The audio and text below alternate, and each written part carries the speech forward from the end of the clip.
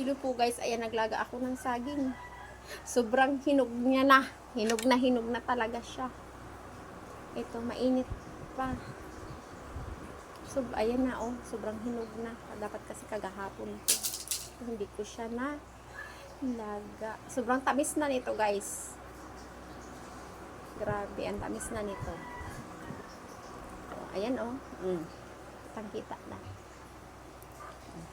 Sobrang hinog niya na. Saglit nga. Kasi mainit pa kasi siya eh. Tapos hinog na siya. Ayan na. Agoy, mahulog mo siya sa tinidor. Ayan. Kain tayo. Ayan. Tikman natin to. Sarap.